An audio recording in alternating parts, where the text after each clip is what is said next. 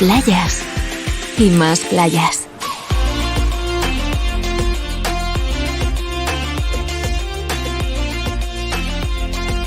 Naturaleza en estado puro.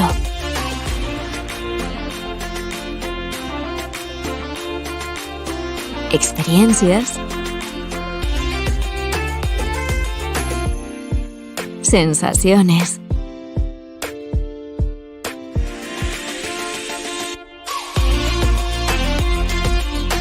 Historias.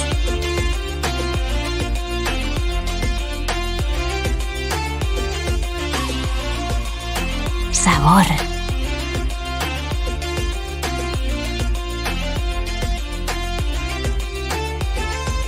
Fuerteventura es mi secreto. Shh.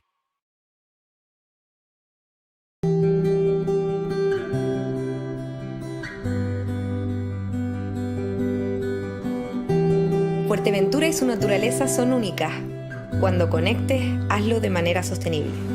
Fuerteventura, la isla tranquila te espera. Ven a visitarnos. Patronato de Turismo de Fuerteventura.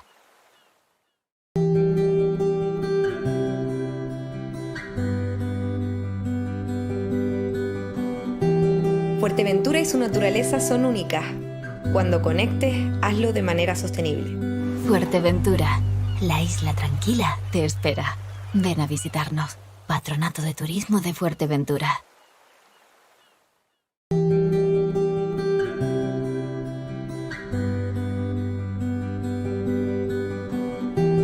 Fuerteventura y su naturaleza son únicas. Cuando conectes, hazlo de manera sostenible. Fuerteventura, la isla tranquila te espera. Ven a visitarnos. Patronato de Turismo de Fuerteventura.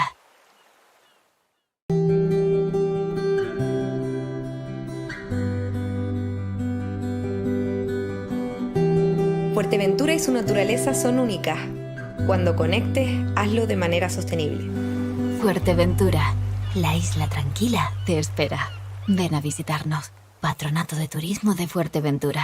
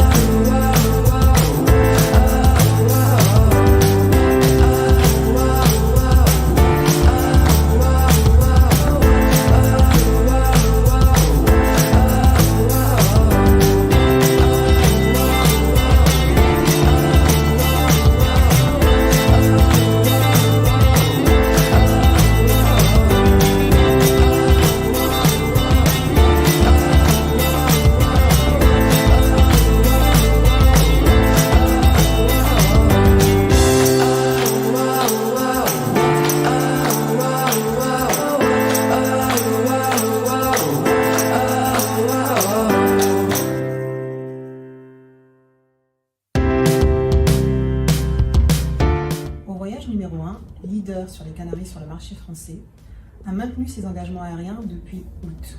Depuis août, nous opérons au départ de Paris, Lyon et Nantes à destination de Fuerteventura. Je tiens à dire, en tant que directrice générale du groupe Au Voyage, que Fuerteventura est une destination totalement safe. Les autorités canariennes ont mis tout en place pour vous protéger et pour faire en sorte que vous arriviez à destination et repartiez de Fuerteventura dans les meilleures conditions. Au mois d'août, les Canaries ont signé avec le groupe AXA une assurance qui vous couvre. Si jamais il vous arrivait d'avoir le Covid à destination, vous seriez totalement pris en charge et rapatrié. Tout ça pris en charge par l'assurance. Au-delà de ça, non seulement vous allez pouvoir voyager en totale liberté sans vous soucier d'un quelconque risque de pandémie, mais la destination Fuerteventura est exceptionnelle. Elle offre tout ce qu'il faut dans ce moment difficile que nous passons pour partir en toute liberté, profiter du soleil, d'un paysage extraordinaire. Et Au Voyage, avec ses 4 clubs à Fuerteventura, vont vous faire passer des vacances inoubliables sur cette magnifique île qu'est Fuerteventura. Hi, this is Gary Wilson, the Chief Executive of EasyJet Holidays. On behalf of my entire team, I'd like to recognise and thank the people of Fuerteventura, our hotel partners and our tourism partners for their continued support and resilience during this very difficult time. We see Fuerteventura as a safe and viable winter destination for holidays in the coming months, due to the low infection rates and the work on the protocols that the island have put in. We therefore support and will continue to promote Fuerteventura for this winter using all marketing channels that are available to us as an organisation. As an airline, we are flying currently to Fuerteventura, and we will continue flying to Fuerteventura through the winter as long as it is commercially and operationally viable. We realise what a difficult time this is, and we stand shoulder to shoulder with you.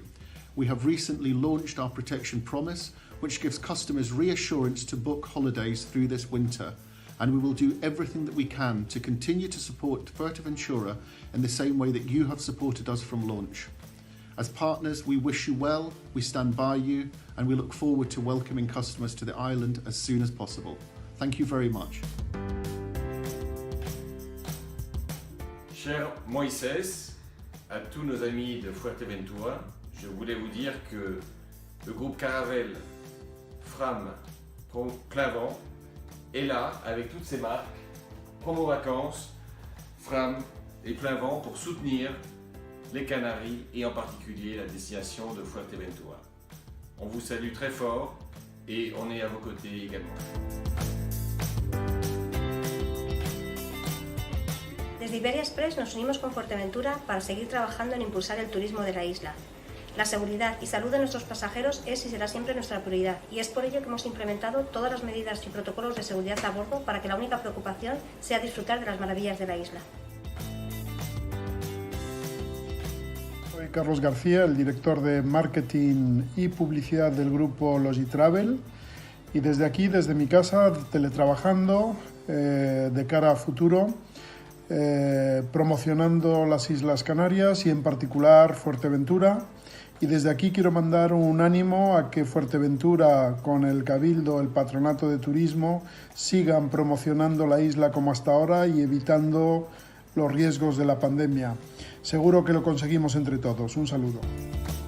Soy Arturo Ortiz, el consejero de Turismo de la Embajada de España en Berlín, y quiero desear a la isla de Fuerteventura éxito en el comienzo de la temporada turística de invierno 2020-2021, en la que estamos trabajando todos conjuntamente con las autoridades isleñas.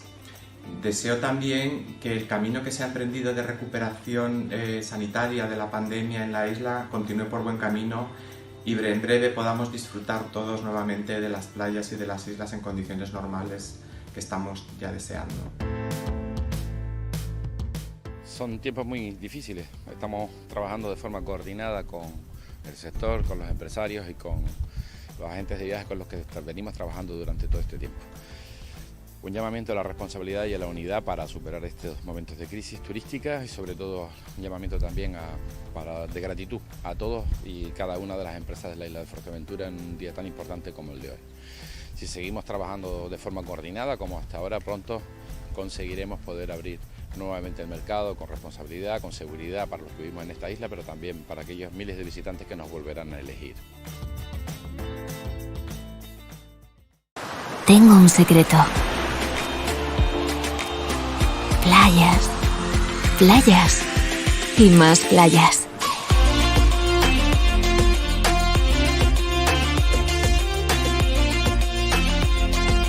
Naturaleza en estado puro.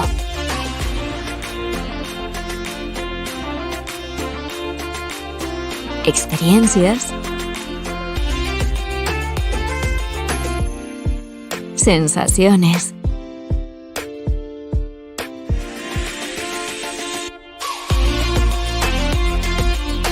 Historias.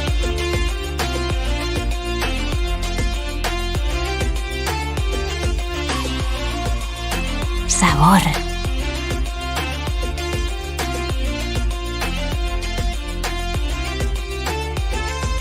Fuerteventura es mi secreto. Shh.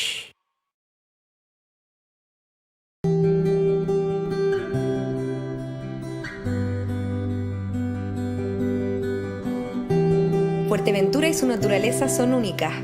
Cuando conectes, hazlo de manera sostenible. Fuerteventura, la isla tranquila te espera. Ven a visitarnos. Patronato de Turismo de Fuerteventura.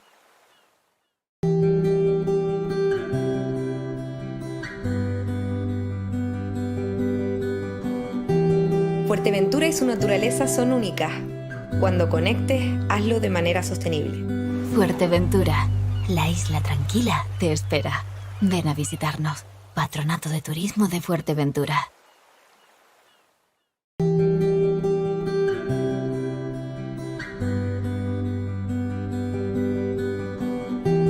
Fuerteventura y su naturaleza son únicas. Cuando conectes, hazlo de manera sostenible.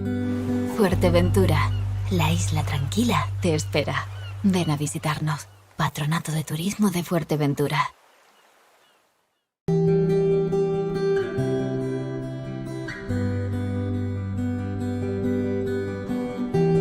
Fuerteventura y su naturaleza son únicas. Cuando conectes, hazlo de manera sostenible. Fuerteventura, la isla tranquila te espera. Ven a visitarnos. Patronato de Turismo de Fuerteventura.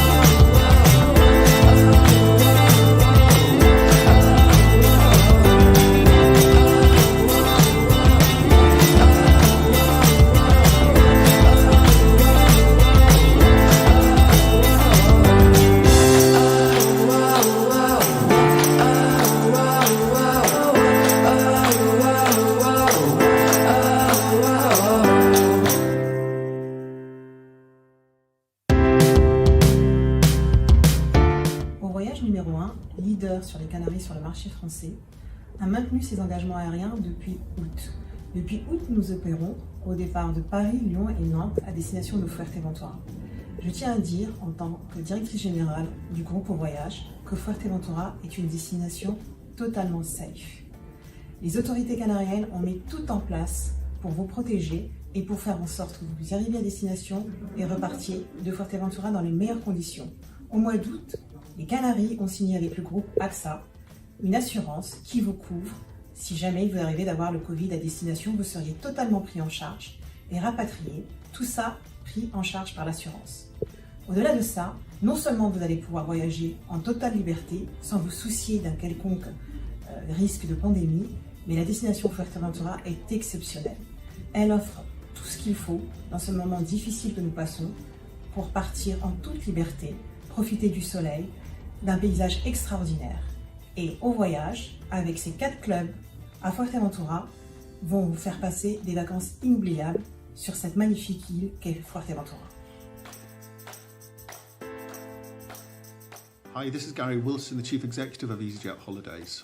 On behalf of my entire team, I'd like to recognise and thank the people of Fuerteventura, our hotel partners and our tourism partners for their continued support and resilience during this very difficult time. We see Fuerteventura as a safe and viable winter destination for holidays in the coming months, due to the low infection rates and the work on the protocols that the island have put in. We therefore support and will continue to promote Fuerteventura for this winter using all marketing channels that are available to us as an organisation. As an airline, we are flying currently to Fuerteventura, and we will continue flying to Fuerteventura through the winter as long as it is commercially and operationally viable. We realise what a difficult time this is, and we stand shoulder to shoulder with you. We have recently launched our Protection Promise, which gives customers reassurance to book holidays through this winter, and we will do everything that we can to continue to support Fuerteventura in the same way that you have supported us from launch. As partners, we wish you well, we stand by you, and we look forward to welcoming customers to the island as soon as possible. Thank you very much. Cher Moïse, à tous nos amis de Fuerteventura, je voulais vous dire que le groupe Caravelle, Fram, Plein Vent est là avec toutes ses marques, Promo Vacances, Fram et Plein Vent pour soutenir les Canaries et en particulier la destination de Fuerteventura. On vous salue très fort et on est à vos côtés également. Desde Iberia Express nos unimos con Fuerteventura para seguir trabajando en impulsar el turismo de la isla. La seguridad y salud de nuestros pasajeros es y será siempre nuestra prioridad, y es por ello que hemos implementado todas las medidas y protocolos de seguridad a bordo para que la única preocupación sea disfrutar de las maravillas de la isla. Soy Carlos García, el director de Marketing y Publicidad del grupo Logitravel, y desde aquí, desde mi casa, teletrabajando de cara a futuro, promocionando las Islas Canarias y en particular Fuerteventura. Y desde aquí quiero mandar un ánimo a que Fuerteventura, con el Cabildo, el Patronato de Turismo, sigan promocionando la isla como hasta ahora y evitando los riesgos de la pandemia. Seguro que lo conseguimos entre todos. Un saludo. Soy Arturo.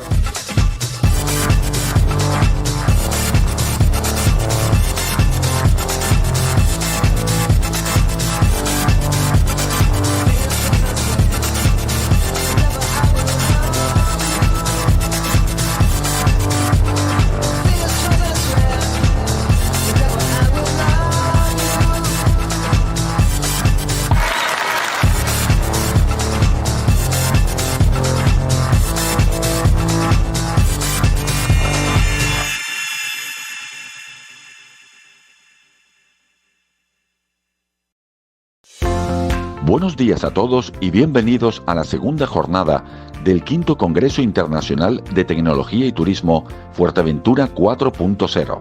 En esta edición especial, organizada por el Cabildo de Fuerteventura, desde el Servicio de Nuevas Tecnologías, con la estrecha colaboración de Asofuer, las Universidades Canarias y el Patronato de Turismo, bajo el lema A New Age of Opportunity.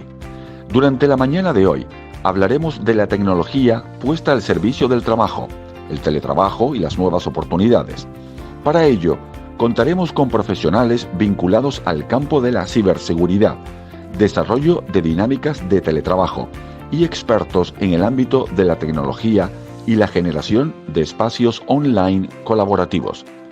El panel estará moderado por Rosa María Batista Canino, vicerrectora de Empresa, Emprendimiento y Empleo de la Universidad de Las Palmas de Gran Canaria, y cuenta con las intervenciones de Francisco Canos, socio e inversor en CyberSea, David Blay Tapia, conferenciante y formador sobre teletrabajo, Noemi Brito, socia responsable del área de tecnología, innovación y economía digital en Seca Magán, Pablo Velasco Garrido, director de proyectos, innovación, emprendedores y pymes en Escuela de Organización Industrial, y Pau Quiles Raya, consejero de Transparencia, Participación Ciudadana y Nuevas Tecnologías del Cabildo de Fuerteventura. Esperamos que disfruten la jornada y nos vemos los días 9 y 10 de diciembre para continuar con la programación del Congreso, con la financiación y los retos de futuro del sector turístico en tiempos del COVID-19. Les esperamos.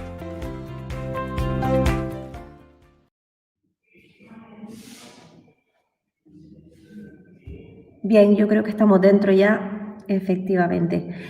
Buenos días, bienvenidos, bienvenidas.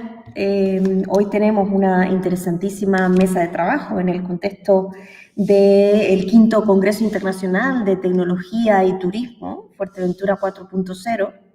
A quien primero que nada quiero agradecer el hecho de que me permita compartir esta mañana con todos ustedes.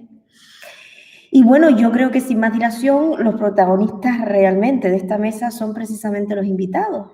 Y tenemos un elenco ciertamente interesante para el tema que nos toca. Hoy estamos sentados servicio del trabajo y concretamente vamos a aterrizar en el tema concreto teletrabajo y nuevas oportunidades, y yo creo que la elección de los profesionales que hoy nos acompañan en esta sesión es realmente inmejorable. El tema es ciertamente amplio y eso va a implicar que aterricemos en algunos temas de interés que ellos mismos nos van a presentar. Realmente no sé si me están escuchando todos perfectamente. Por aquí me están apuntando alguna cosa. Yo creo que sí, que estamos ya dentro en todas las condiciones. Perfecto.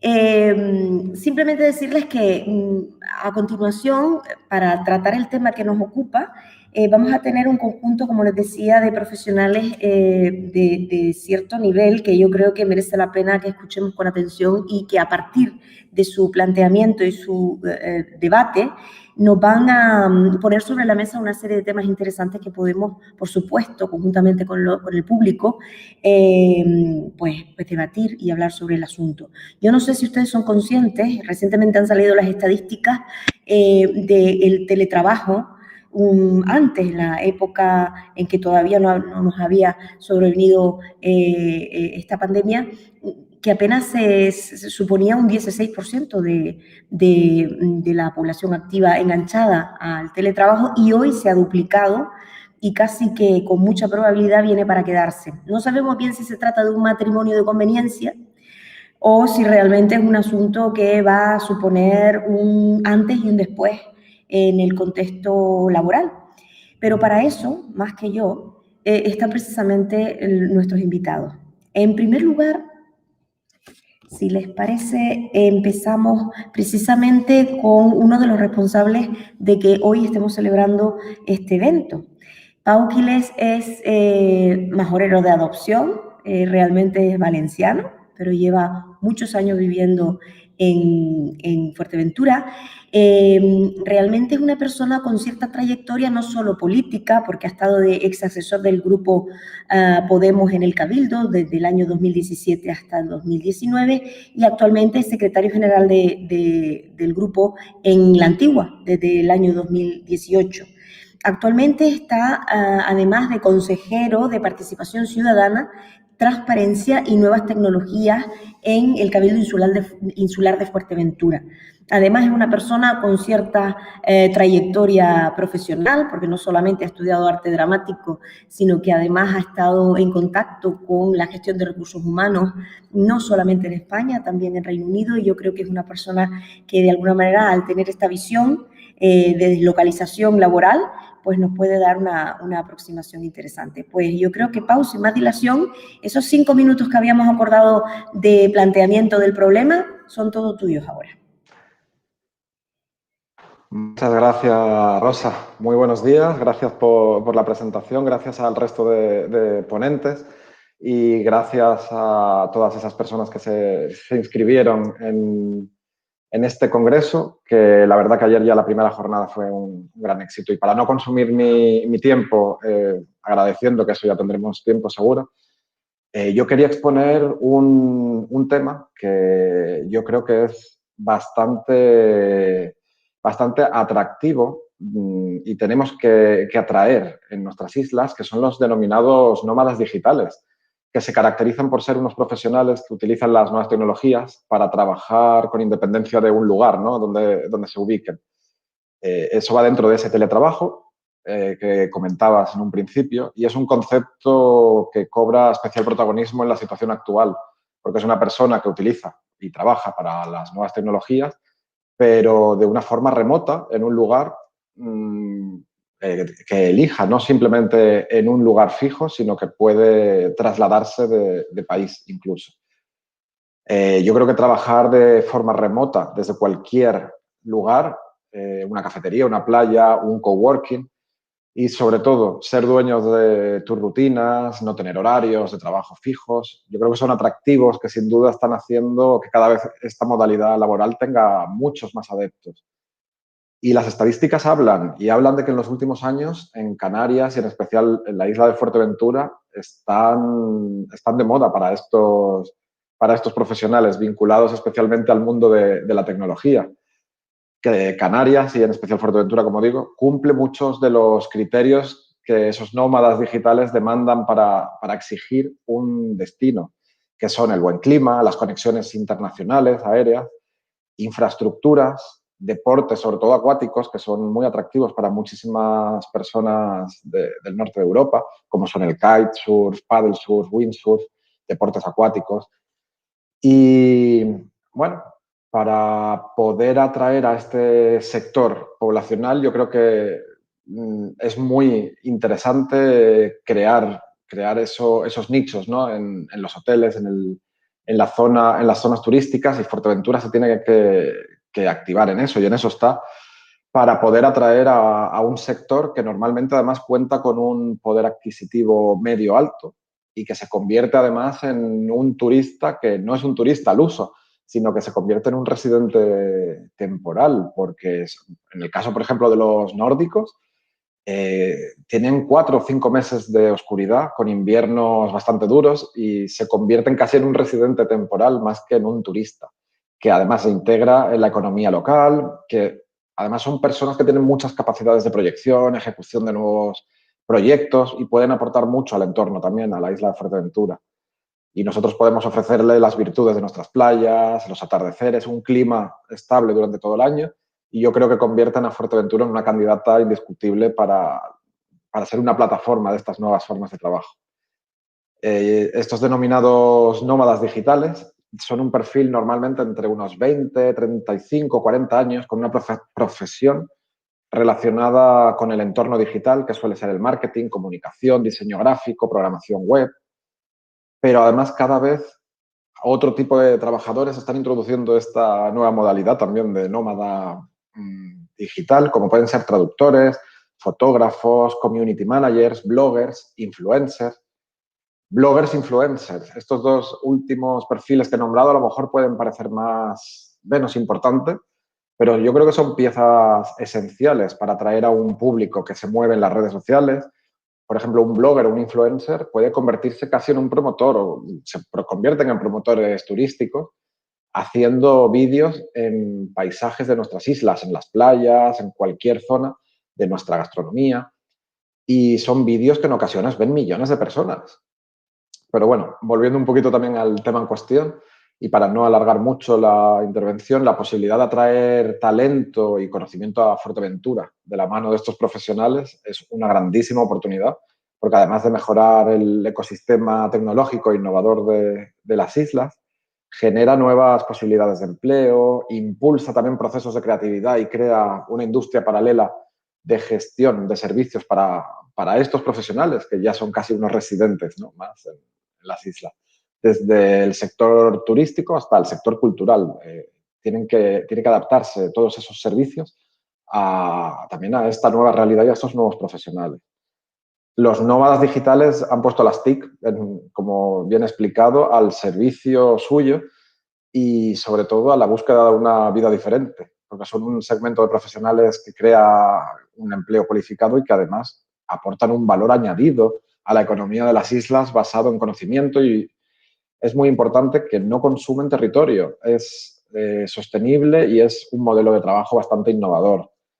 En definitiva, concluyo que el archipiélago canario y en especialmente la isla de Fuerteventura yo creo que son un lugar idóneo si además unimos infraestructuras como puede ser el Parque Tecnológico de Fuerteventura y proyectos tan importantes como el que tenemos entre manos desde la Consejería en convenio con la Universidad de La Laguna, como es el CIC, un centro de innovación tecnológica y del conocimiento del turismo, que, como digo, se llama CIC. Pueden visitar la página web y es muy, muy interesante, CIC Fuerteventura. Y que, bueno, que desde la Consejería de Nuevas Tecnologías, la cual dirijo como consejero y en convenio gracias a la Universidad de La Laguna, forman dos enclaves, tanto el Parque Tecnológico como este CIC, para poder desarrollar actividades tecnológicas en Fuerteventura. Muchas gracias, Rosa. Muy bien, Pau. Ahí estamos. Bien, muchísimas gracias, Pau. Yo creo que el tema que traes hoy va a dar de sí, sobre todo porque estamos hablando de tecnología para el trabajo y turismo. Entonces va a ser un tema que seguro que va a tener una cierta trayectoria en el ratito que estemos aquí debatiendo. Y ahora yo creo que es el tiempo ya, gracias, Pau, de presentar a Francisco Canos.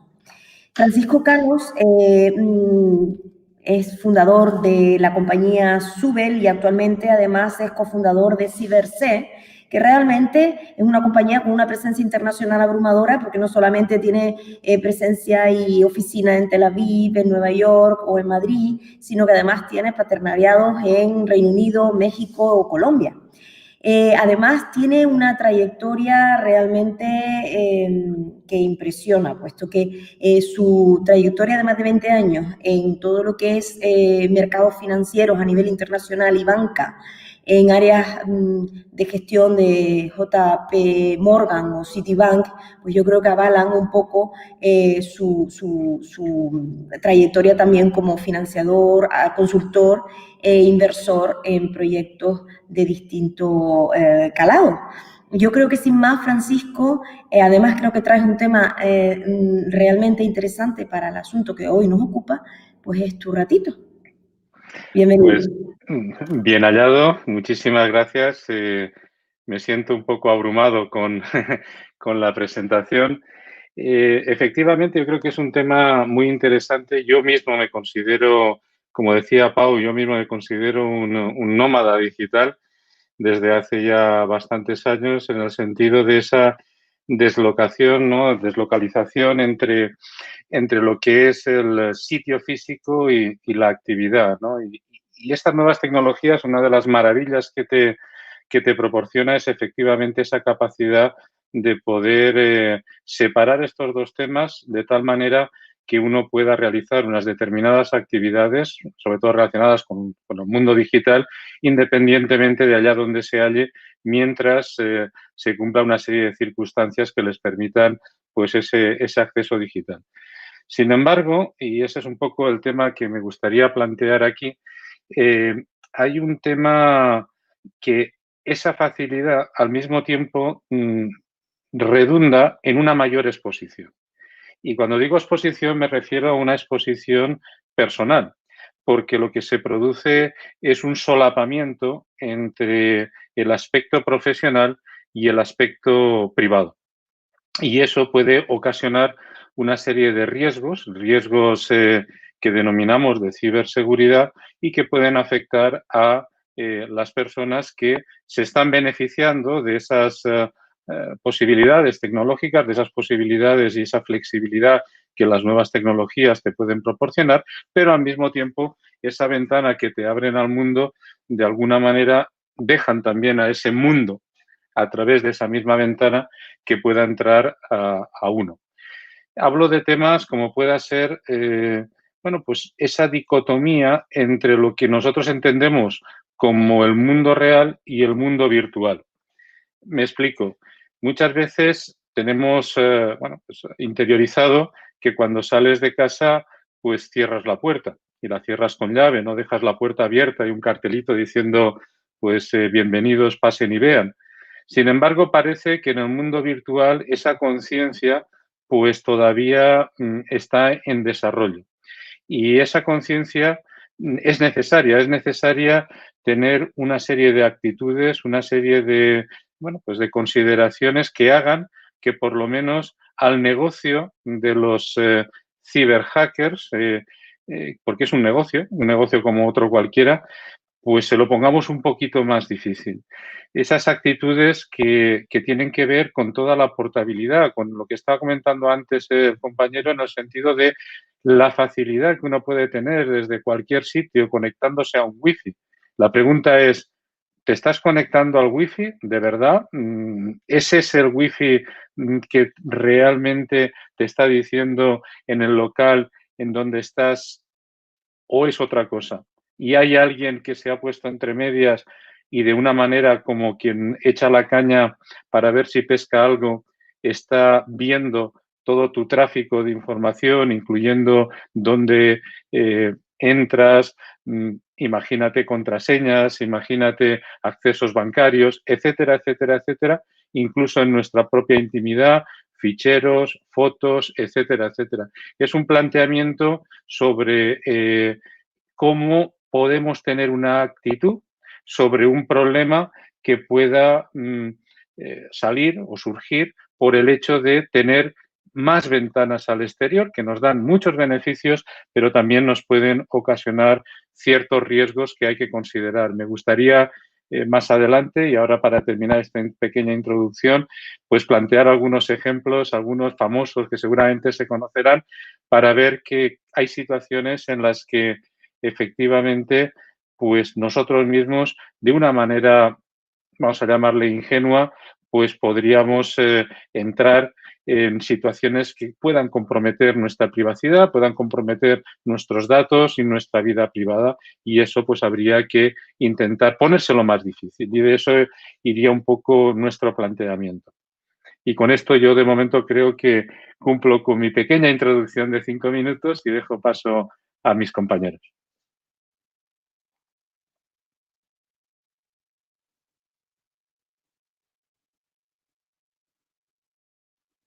Creo que ya estamos, exacto, ya estamos ahora otra vez en directo. Gracias, Francisco.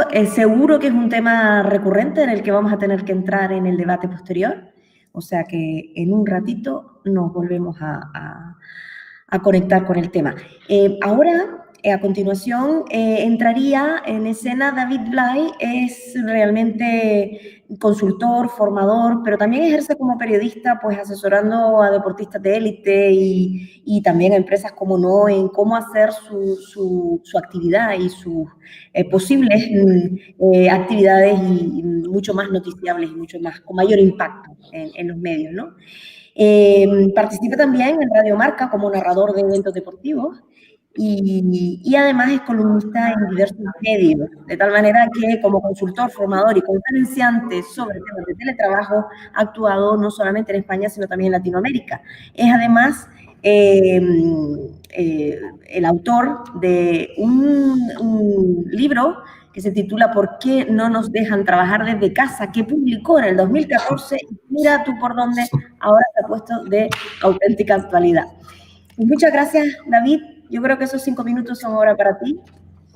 Muchísimas gracias, Rosa. Yo, como estoy acostumbrado a tener los tiempos marcados en la radio, igual gano algo de tiempo, tengo menos de 5 minutos y así voy cediendo también algo de ese tiempo a mis compañeros. Creo que es muy importante, igual que hace poco tuvimos otra conferencia de alto nivel sobre teletrabajo en las Islas Canarias, como fue Repeople, la antigua Nomad City, que eventos como este se pongan en marcha. Pero creo que no debemos perder la perspectiva de que, aunque hay una parte de nomadismo digital y hay una parte de gente que está buscando poder trabajar desde cualquier lugar, en cualquier circunstancia, realmente es minoritaria.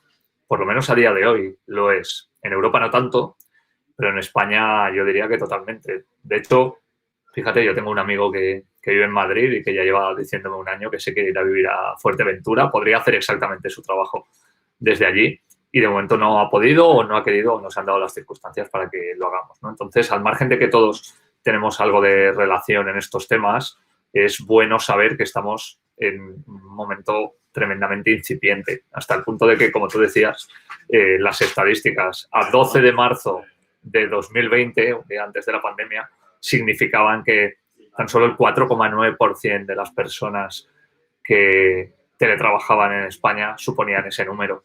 Sin embargo, había una serie de estudios por empresas como Randstad o como Adecco, en la que se decía que si se perdiera el miedo a poder preguntarle a los jefes si podrían teletrabajar y no hubiera ninguna discrepancia e incluso ninguna represalia dentro de las empresas, nos encontraríamos con que un 69% antes de la pandemia querrían probarlo. No estamos hablando de lo que los americanos llaman full remote, de irse a trabajar a casa los 5 días de la semana. Estamos hablando de una implantación progresiva, que es una de las cosas de las que queremos hablar hoy, ¿no? Entonces, yo creo que en España hay una parte muy importante, que es que la gente se pueda ir de vacaciones o simplemente se pueda ir a un lugar en verano y pueda teletrabajar desde allí. Yo voy a poner un ejemplo. Yo tengo 2 niñas de 8 y 4 años, mi mujer también es periodista, también trabaja desde casa, y este verano, con todas las circunstancias que hubo, alquilamos un apartamento en una playa cerca de Valencia, de donde yo soy, y en julio y en agosto estuvimos allí. Mi mujer y yo teletrabajábamos esos días. Realmente nos levantábamos un poco antes, no madrugábamos, ni mucho menos, siendo verano. Trabajábamos un poco y normalmente a las 12, 12 y media habíamos terminado lo que teníamos que hacer. Nos bajábamos con nuestras hijas o a la playa o a la piscina o a dar un paseo por el bosque. Y al final creo que eso sí que puede ser un modelo donde empecemos, como decía antes, progresivamente a implementar esta percepción, ¿no? Que tú te puedes ir a un sitio y que puedes estar trabajando igualmente, pero también en tus momentos de ocio. Y a lo mejor eso también resta una presión ambiental enorme, que es la que tienen muchísimas familias quedándose en ciudades donde no están a gusto por diversas circunstancias durante los meses estivales, ¿no? Creo que ahí tienen mucha importancia, y lo preguntaban antes en el chat, los hoteles. Los hoteles hasta ahora han sido, en general, lugares de diseño, pero no han sido lugares de trabajo. Aunque se hayan vendido así alguna vez, pero en realidad no lo han sido tanto, porque los lugares de trabajo simulaban una oficina, pero ni tu silla en la habitación era ergonómica, ni el wifi era siempre gratis. Y a veces del propio wifi ni siquiera te fiabas, por lo que decía antes Francisco, ¿no? De hecho, yo tengo una tarifa de teléfono de gigas ilimitados y no me conecto a ninguna red que no sea la que utilizo a través del wifi personal de mi teléfono. Y creo que ahí los hoteles tienen una posibilidad muy grande de dar una oferta que vaya más allá de dormir y de comer, que integre vida social con vida laboral, incluso en verano, donde pueda haber servicios, que los hay en algunos, pero en otros no, de cuidado de los niños, por ejemplo, durante un determinado tiempo para que los padres puedan trabajar. Y en todo esto, y con esto cierro la primera intervención, subyace algo que prácticamente nunca entra en las conversaciones y que para mí es fundamental. El teletrabajo no es adaptar el trabajo de la oficina a hacerlo desde cualquier sitio. El teletrabajo es una nueva forma de trabajar y, como tal, requiere formación. Creo que hemos pasado el primer shock con todos encerrados y teniendo que teletrabajar sin ningún tipo de formación. Estamos pasando el segundo, que es la segunda ola, sabiendo algo más de lo que sabíamos en marzo, pero todavía sin tener muy claro qué debemos hacer y cómo. Y para mí, si hay algo importante ahora mismo, sería poner en marcha la formación de las personas, saber que durante los próximos 6 meses tenemos la oportunidad de hacer que nuestras empresas vayan mucho mejor cuando pase ese periodo. Y lo prioritario, más allá de la implantación progresiva, para mí sería que todo el mundo tuviera acceso a una formación sobre cómo teletrabajar, porque eso va a facilitar muchísimo las interacciones entre todos los agentes sociales. Excelente, David. Creo que has hecho una presentación que enmarca muchos temas, no solamente en forma de oportunidades, sino también de desafíos, ¿no? De hecho, tenemos ya una pregunta que sacaré luego a la palestra, porque tiene mucho que ver con qué impacto ha tenido en la industria hotelera todo esto del teletrabajo, y quizás lo traeremos a la palestra, ya les digo, en breve. Pero no sin antes adentrarnos en los aspectos más regulatorios y los desafíos que imponen al trabajo en remoto.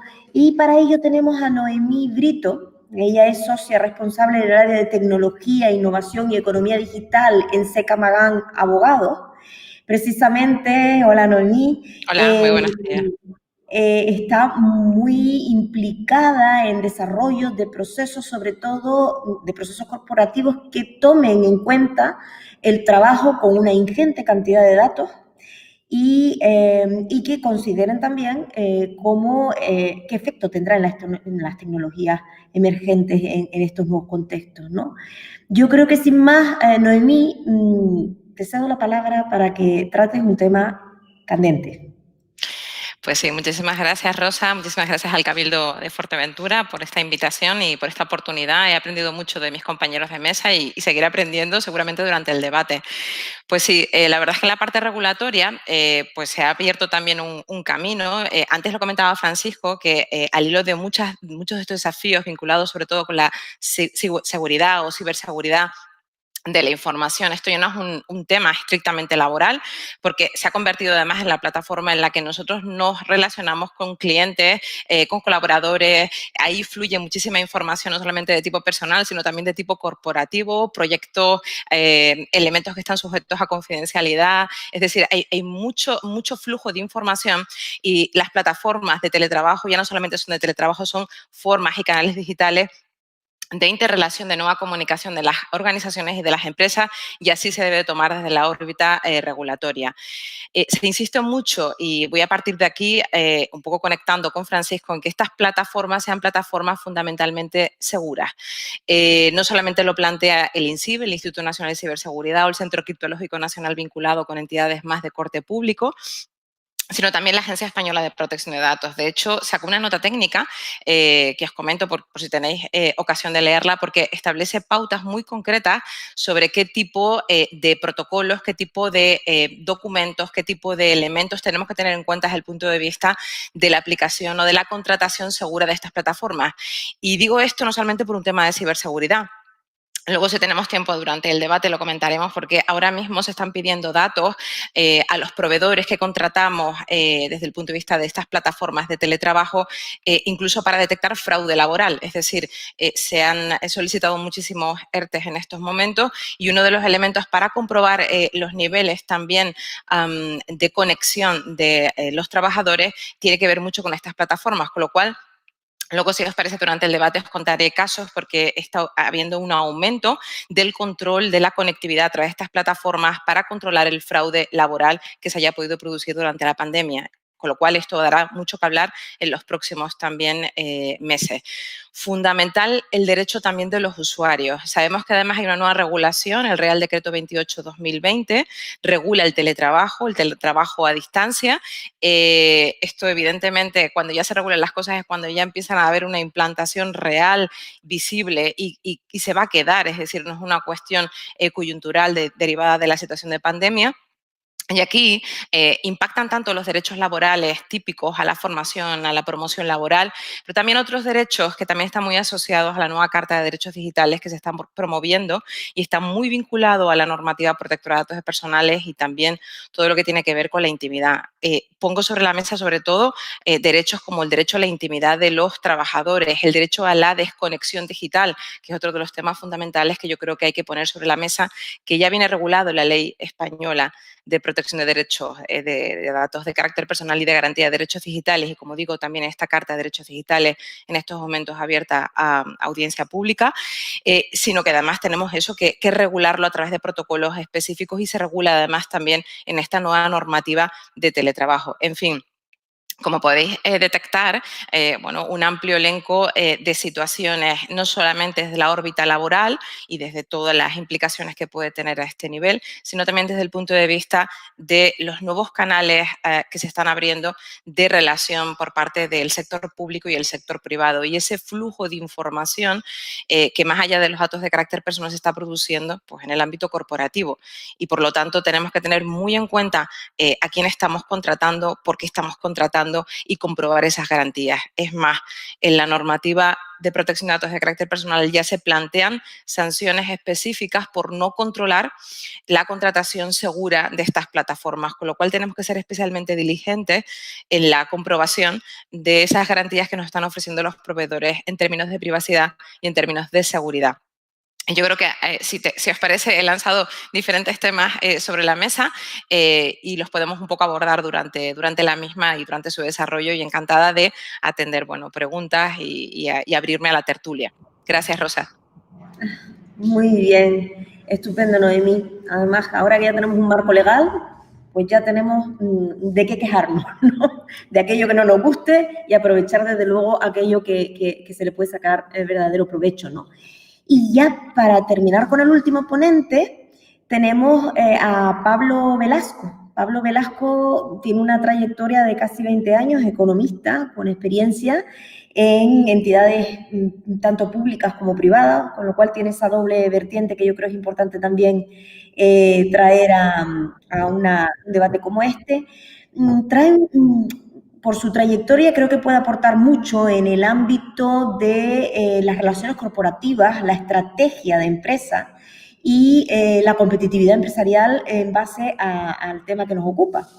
Pero es que además es director del Departamento de Empleo Joven en la Escuela de Organización Industrial, y creo que también hablar de los jóvenes en este marco, que están en esa fase incipiente de salida del cascarón para entrar en el mercado laboral, puede ser un asunto que dé mucho de sí en nuestro debate. Y otro aspecto que también entiendo importante, y más en el contexto en el que nos movemos, tiene trayectoria suficiente como para compartir con nosotros qué efectos tendrá ahora la entrada de fondos de la Unión Europea en España para dar cobertura a todos estos desafíos. Pues tiene una larga trayectoria en gestión de fondos, de proyectos en el marco del Fondo Social Europeo. Sin más, Pablo, es tu momento. Pues muchas gracias, Rosa. Bueno, muchas gracias sobre todo al Cabildo y a la organización por invitarnos a la Fundación EOI a participar en este foro y en esta mesa de debate sobre el teletrabajo y las nuevas tecnologías. Bueno, como decía, yo vengo en representación de la Fundación EOI, que es una fundación pública adscrita al Ministerio de Industria y que somos pioneros en la formación en España de estudios de posgrado desde hace más de 60 años, y también fuimos pioneros en su momento en la formación online, ¿vale? La formación online en la Escuela de Organización Industrial se viene desarrollando desde principios de los años 90 y siempre era un tema interesante, pero que costaba incorporar a determinados perfiles, sobre todo, ¿no? Sobre todo a ese perfil más joven, porque querían vivir más intensamente la experiencia de un programa personalizado. Vinculándolo con el tema que nos ocupa, pues lo que hemos visto es que hemos tenido también que modificar los modelos de formación online, mejorarlos, incrementarlos y tratar de romper esa barrera psicológica que muchas veces nos producía la formación online y adaptarlos a los nuevos tiempos. Entonces, eso desde la escuela es en lo que hemos trabajado desde que comenzó esta situación. Desde que comenzó en marzo iniciamos los programas formativos todos de manera online. Tuvimos que hacer un esfuerzo relativo, porque, como digo, llevábamos tiempo haciéndolo, pero un esfuerzo sobre todo de metodologías, y eso es en lo que hemos trabajado. Y lo que hemos detectado sobre todo, y que era un poco lo que yo quería comentar aquí, era el salto que han dado sobre todo las organizaciones. Como decía Rosa, nosotros llevamos gestionando Fondo Social Europeo desde hace más de 30 años y en este periodo hemos tenido un incremento de demanda formativa por parte de las empresas. Estamos hablando en este caso de formación gratuita, dado que viene financiado por el fondo, brutal, sobre todo en todos los aspectos vinculados con la transformación digital. La transformación digital, como decía uno de los compañeros antes, se ha implantado y tenemos que adaptarnos, ¿vale? Y entendiendo esta transformación digital, no solo con la incorporación de nuevas tecnologías, sino especialmente desde un punto de vista organizacional y cultural. Ha sido necesario que pasara esto para que la cultura y la organización se dieran cuenta de que el teletrabajo, o en este caso la formación online o otros tipos de formaciones, eran necesarias, y con ello esa transformación digital que comentábamos antes. Nosotros somos muy conscientes de la importancia que para esto tiene la formación tanto en herramientas técnicas para mejorar la digitalización, como la formación en los aspectos vinculados al teletrabajo desde un punto de vista organizacional y personal de gestión del tiempo. Y en eso es en lo que estamos trabajando, y era un poco lo que íbamos a tratar. Creo que no me voy a extender mucho más, sino que por la idea que tenía iba a ser más mesa. Además, bueno, pues aquí estamos para lo que queramos. Así que, Rosa, no me extiendo más, y si queréis empezamos el debate. Perfecto, pues estupendo. Yo creo que es el momento de invitar, por supuesto. Les anticipo que me dicen por aquí por producción que tenemos más de un centenar de personas en la audiencia, casi 120, a quienes invito desde ya a que formulen cualquier pregunta a cualquiera de los invitados o incluso a la mesa en general para el debate. En cualquier caso, yo sí, antes de comenzar, un poco como ya tenemos hace un rato a alguien que estaba, Lorena Armas, altamente preocupada por qué efectos ha tenido este cambio tecnológico y el teletrabajo en la industria hotelera, yo creo que es un buen momento de iniciar el debate, por ejemplo, con... Contaríamos con que un 69% antes de la pandemia. Alguien por ahí, David, yo creo que tú hablaste antes precisamente del tema de cómo se adapta la hostelería, entonces yo creo que es un asunto importante. Mira, yo he vivido 3 partes. Estuve trabajando justamente durante el confinamiento a nivel de comunicación con una persona que venía de una cadena de hoteles y que ahora se había incorporado a poder darle formación a algo que el sector de la hostelería creo que no había aprovechado lo suficiente, que es que tú tienes en realidad, o deberías tenerlo, todos los datos de la gente, pero sin embargo habías dejado que te comieran el terreno plataformas externas. Y los propios hoteles muchas veces no conseguían hacer llegar sus ofertas a los clientes hasta el punto de que en alguna ocasión tenían que pagar publicidad en las redes sociales para decir, oye, que tenemos el mismo precio que Booking, por ejemplo, ¿no? Creo que aquí hay una falta de transformación digital tremenda dentro de la hostelería. Luego hay una segunda pata en la que algunos hoteles han intentado convertirse en espacios de teletrabajo. Pero, pero como tiene un coste muy alto cambiar todo lo que tenían hasta ese momento, no ha sido fácil atraer a personas que en coworkings o en otros lugares tenían la posibilidad de trabajar de una manera mucho más cómoda. E incluso te diré que en mi ciudad ha habido una tercera pata donde posiblemente haya un impacto que tenga que ver más con la forma de vida que con el propio teletrabajo, que es que hay hoteles que ante la perspectiva de no tener mucha gente que los visitara, han puesto habitaciones en alquiler como si fueran casas a un precio por debajo de los costes de alquiler de las zonas donde están.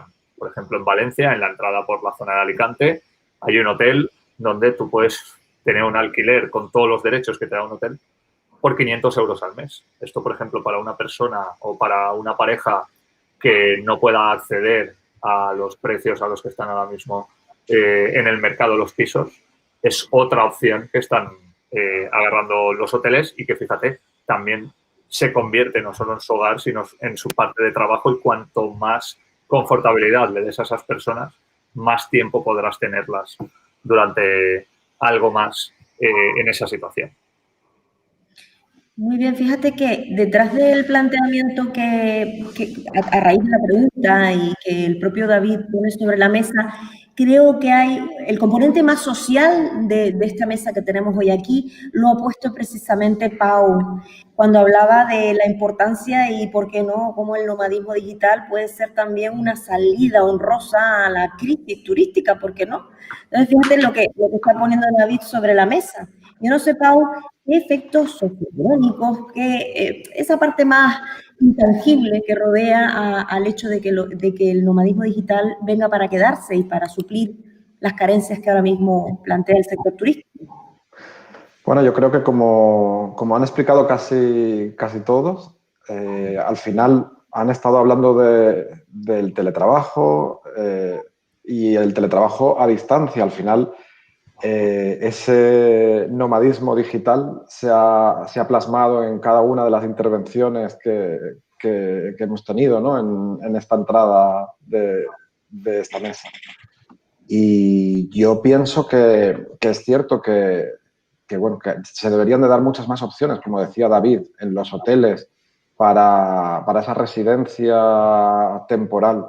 Como yo dije también en la intervención, son personas que son residentes temporales más que turistas, porque pueden pasar 3, 4, 5 meses en un lugar y no pueden permitirse pagar 500 euros por semana, sino tienen que tener esas posibilidades de poder tener unos precios económicos. Y yo creo que el el sector turístico tiene que empezar a reinventarse en ese sentido. Como bien hay ejemplos ya, como dijo en ese hotel de Valencia David, yo creo que es una opción que tiene que estar sobre la mesa en todo el territorio nacional. Yo creo que el público europeo en general tiene muy interiorizado ese teletrabajo desde hace muchos años, pero creo que en España vamos muy por detrás en ese aspecto.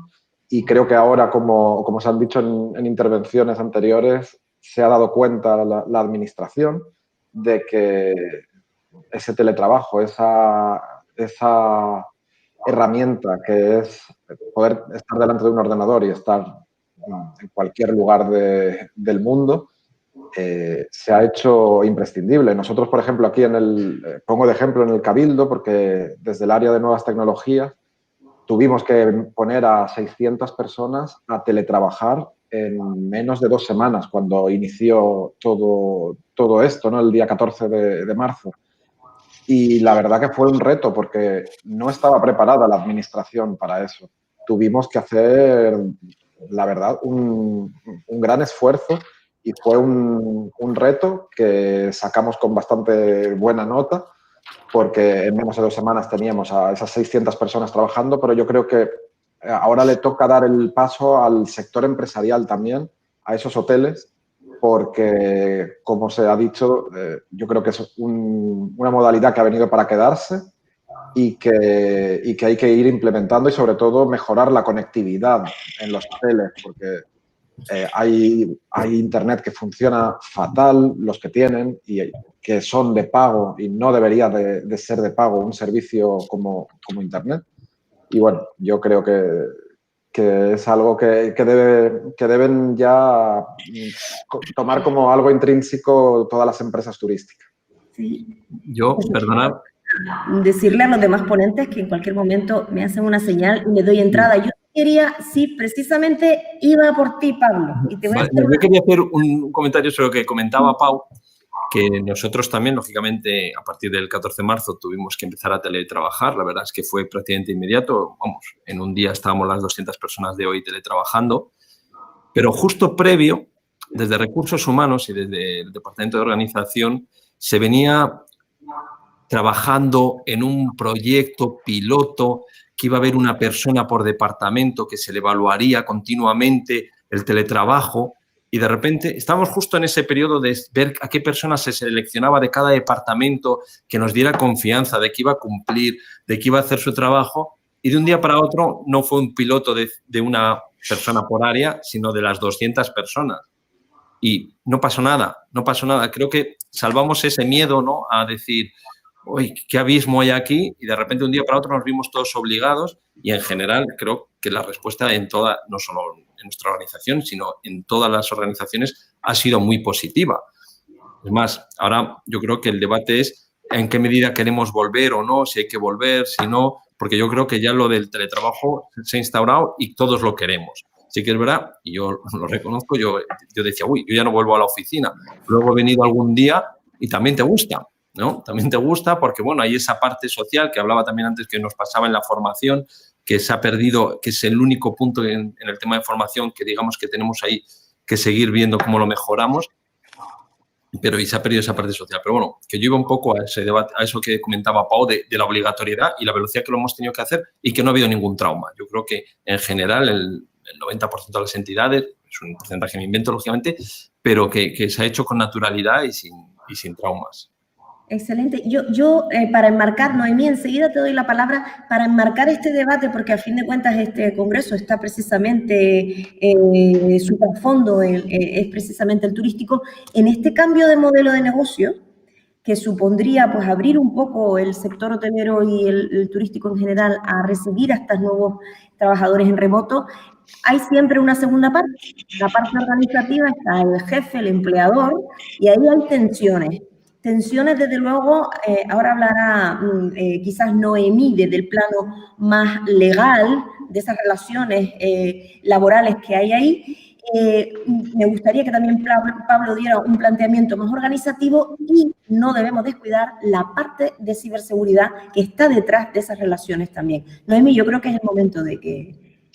Pues sí, bueno, justamente mientras ibas hablando me iba llegando el impacto de la palabra obligatoriedad o voluntariedad de este sistema, ¿no? O sea, tenéis que saber que realmente el nuevo marco legal de lo que es el trabajo a distancia, el teletrabajo en definitiva, es de carácter voluntario, es decir, se regula de forma voluntaria para ambas partes, para el empleador y para la persona empleada, con lo cual esto no es una imposición y no debe serlo en ese ámbito flexible de las relaciones de trabajo, porque evidentemente no vamos ni a un modelo extremadamente de teletrabajo absoluto, ni tampoco a un modelo de presencialidad absoluto, vamos a un modelo lógico modelo donde se impone el sentido común, un modelo híbrido, donde las organizaciones van a tener que ir de alguna manera ajustándose a las necesidades. Me hacía mucha gracia, no sé si habéis visto, pero hace muy poquito se planteaba en Alemania por una entidad financiera el hecho de que ya el teletrabajo era un privilegio. O sea, no hemos empezado ya con la implantación del teletrabajo y se habla de que el teletrabajo es un privilegio y se empieza a hablar de cobrarle un impuesto a los teletrabajadores porque realmente están haciendo algo que les da como una ventaja, ¿no? O sea, se estaba ya enfocando que las empresas a día de hoy estaban pagando espacios físicos, con lo cual ese gasto era un gasto que en algunos momentos no estaba tan justificado con personas que teletrabajaban en su casa y esas personas tenían que remunerar a las compañías, a las empresas por ese gasto, ¿no? Entonces, que ya está empezando a abrirse el debate de si los teletrabajadores, si el teletrabajo es realmente a día de hoy en determinados casos un privilegio. Es curioso cómo estamos pivotando tan rápidamente de un lado a otro, ¿no? Pero sí que os digo desde el punto de vista regulatorio, que en estos momentos se regula de una forma absolutamente voluntaria y flexible. Es más, el trabajo tiene que ser igualmente flexible y eso también impacta, aprovecho también la ocasión y se regula en la normativa, en todo lo que es el registro horario, que también sabéis que esto es un tema importante a la hora de los miedos que hay en irse a sistemas de teletrabajo, de cómo vamos a controlar, ¿no? Y cómo se va a poder dar cumplir también esas obligaciones legales de registro horario. Entonces, bueno, solamente dejaros estas ideas y que evidentemente para mí y para la normativa y en base a la normativa tienen que ser modelos absolutamente flexibles. O sea, que en ese sentido creo que se tienen que ir adaptando sobre esas necesidades. Ni está impuesto para las empresas, porque evidentemente tienen que también adaptarse y moldearse. Incluso en ese caso de los gastos que ya vienen convenidos y vienen de alguna manera cerrados, por ejemplo, en instalaciones físicas, como también para los trabajadores que pueden verse más o menos abocados en ese sentido. Y solamente un pequeño tip, porque antes se hablaba y creo que se mezcló un poco el tema de lo de la digitalización del sector turístico, por un lado, y todo lo que tiene que ver con el teletrabajo. El tema de las plataformas, el tema de la competencia, si se usa no Booking, si los grandes están de alguna manera subyugando a los pequeños a través de las plataformas digitales, indicar que esto es un tema fundamental, es un tema crucial y bueno, los compañeros lo han sacado a colación porque es muy importante.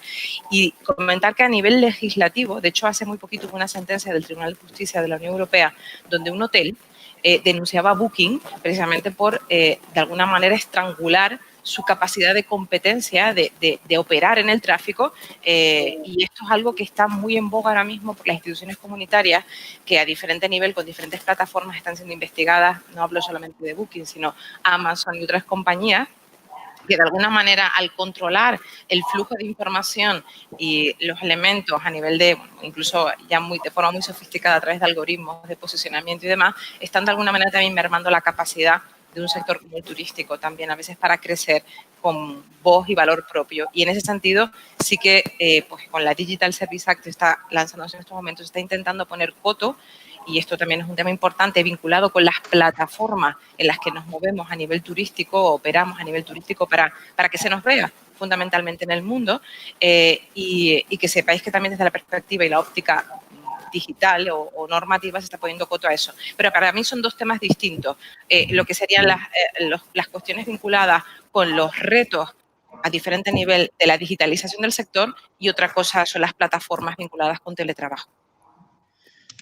Excelente tema y de hecho, si les parece, precisamente con Francisco habría que hablar un poquito más de esto porque, y yo creo que tú lo has sacado ahora mismo, Noemí, es que no es solamente un tema de privacidad en las relaciones del empleador y el empleado, también está un tema de secreto y privacidad de las actividades que desarrollan las empresas y en eso tiene mucho que decir Francisco. Pues sí, la verdad es que al final... Y de hecho me gustaría contar algún ejemplo, ¿cómo se dice esto? Se dice el pecado pero no el pecador, pero yo creo que esto ilustra bastante. Lo primero, coincido con todos los colegas en que cuando se produce una crisis, y ciertamente estamos en medio de una gran crisis, lo podemos ver de muchas maneras, pero una manera que a mí me gusta verlo es como un reto. Es un reto que evidentemente te pone muchas dificultades, pero también te abre oportunidades si eres capaz de verlas y eres capaz de aprovecharlas. y en el sector turístico, en el que nuestro país es una gran potencia mundial y en concreto las Islas Canarias, pues creo que deberíamos, y sé que se está haciendo, marcar tendencia porque es uno de los polos en los que podemos abrir camino, ¿no? Pero por poner ejemplos, mira, un amigo mío es director global de compras de una gran multinacional europea que me contaba que solamente en el tema de viajes de directivos y empleados que hace la empresa por muchísimos países a los que está implementada, su presupuesto anual, año 2019, era de 400 millones de euros. Este año, ya estamos en diciembre, está por debajo de los 150. Obviamente, hay un impacto por todo lo que bien sabemos, pero se llevan a un replanteamiento de hasta qué punto esos viajes que se organizan, digamos, de directivos, cuáles de ellos eran estrictamente necesarios, que es la parte que antes se comentaba de, bueno, pues de fomentar esas relaciones, esos intangibles que se hacen cara a cara, y otros que a lo mejor pues no eran necesarios y que se podían solucionar pues con estos temas de las tecnologías digitales, entre otras cosas porque no olvidemos que cualquier viaje, muchísima parte del tiempo se emplea en el viaje en sí mismo y no tanto en las reuniones o en las situaciones que hay de trabajo, ¿no? Eso por un lado. Por otro lado, hay que tener mucho cuidado porque en la velocidad con las que las tecnologías nuevas están apareciendo provocan que la reacción, el equilibrio entre las posibilidades y la seguridad esté un poco desequilibrado. Por ejemplo, de hecho, nuestros colegas en México le ponen un nombre muy gracioso que a esto le llaman el ciberpatrullaje. Y el ciberpatrullaje es ver qué hay de una actividad o de una empresa en sitios donde generalmente la gente no lo ve, es decir, en la deep web, en la dark web.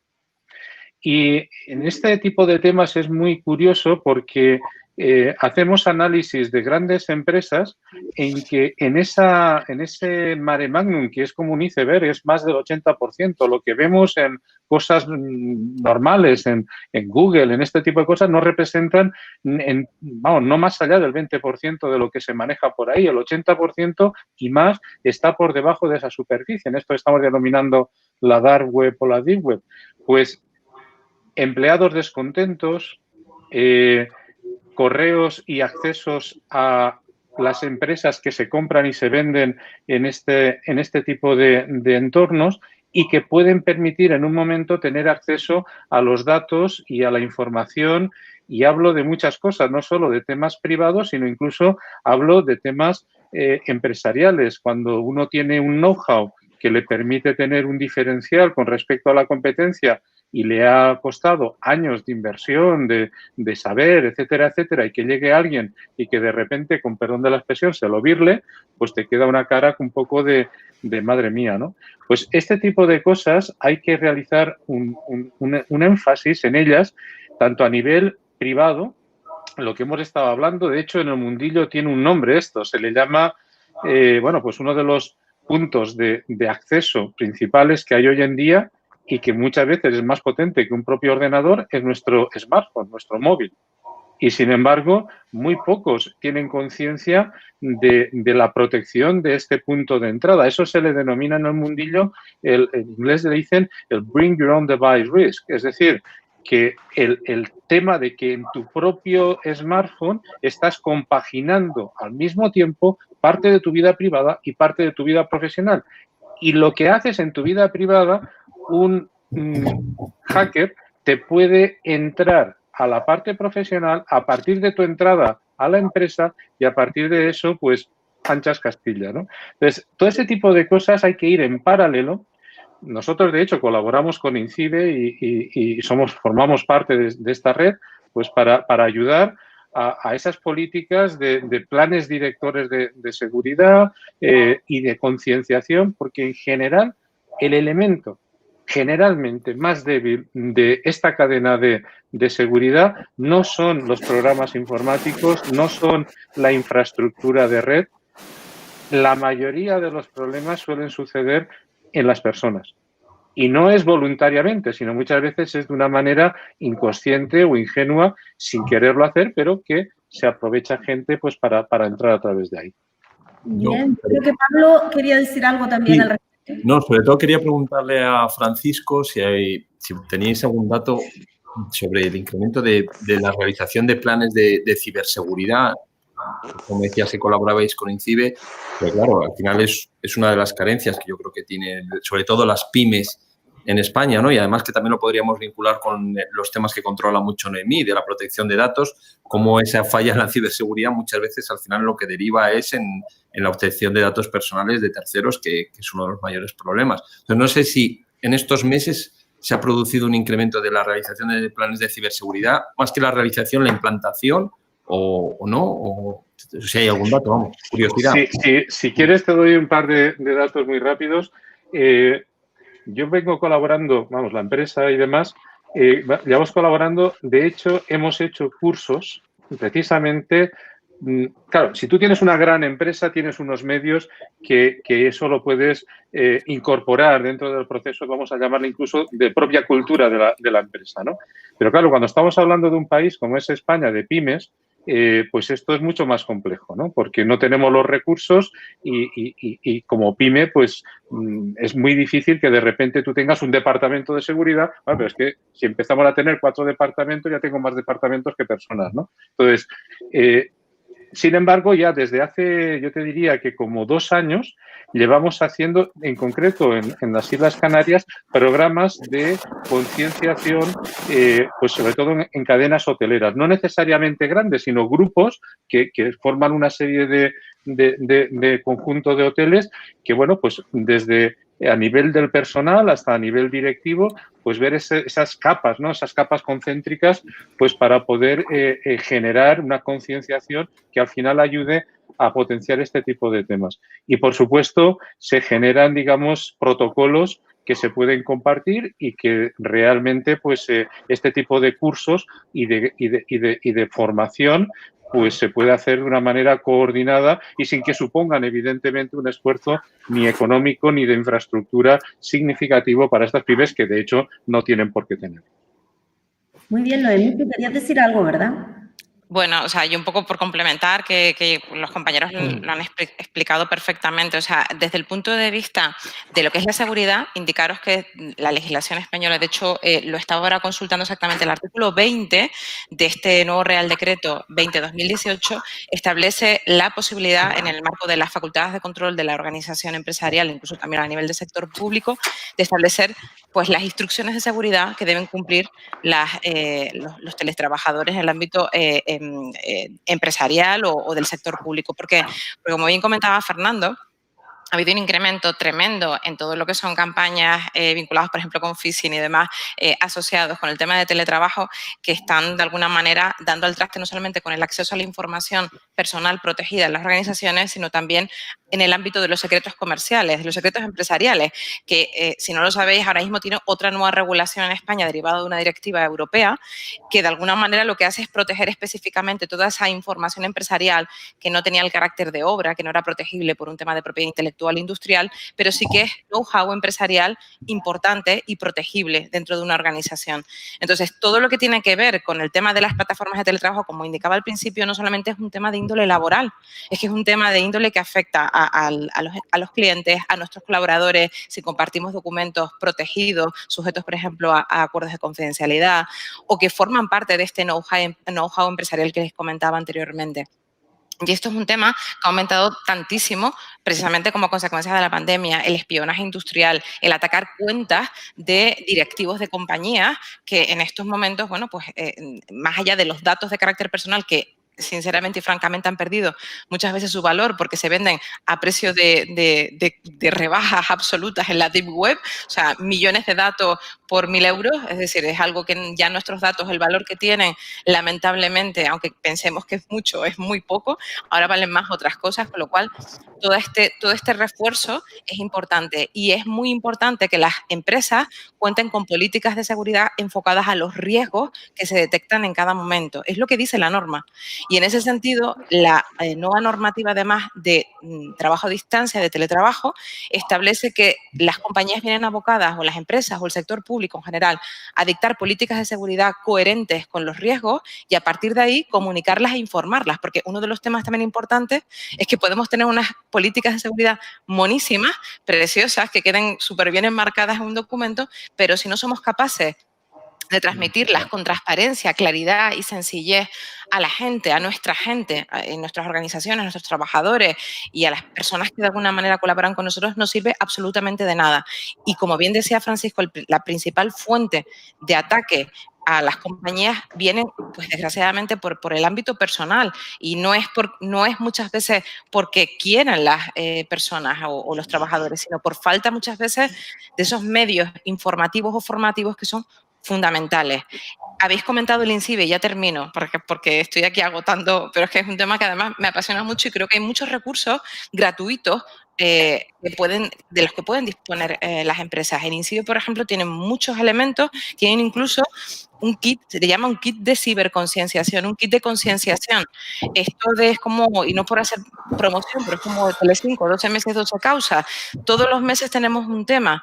Entonces, todos los meses se aportan un montón de materiales que solamente tenemos que ajustar y, de alguna manera, brindar esa formación y esa información coherente y ordenada. Y es un recurso gratuito para las empresas, para las pymes, para todos. ¿Por qué no utilizarlo? Porque está pagado con los impuestos de los ciudadanos y de las empresas. Solo tenemos que acceder y aplicarlo y ajustarlo. Y además nos sirve para demostrar nuestra proactividad en el cumplimiento normativo. O sea, todos son ventajas. Entonces, quizás es un problema de falta a lo mejor de conocimiento o de penetración, ¿no? Pero sí que es muy importante que sepamos que hay recursos de los que podemos disponer y que no tenemos que gastar mucho dinero para ser, hacer de alguna manera más seguros. Esto que dice Noemí va a traer mucho a colación temas de formación, de gestión de los recursos humanos, en los que seguro David tendrá mucho que decir, pero antes creo que Pau había pedido la palabra. Sí, bueno, solo, quería hacer una pregunta también, antes de cambiar también de tema, quería hacerle a Francisco una pregunta sobre ciberseguridad.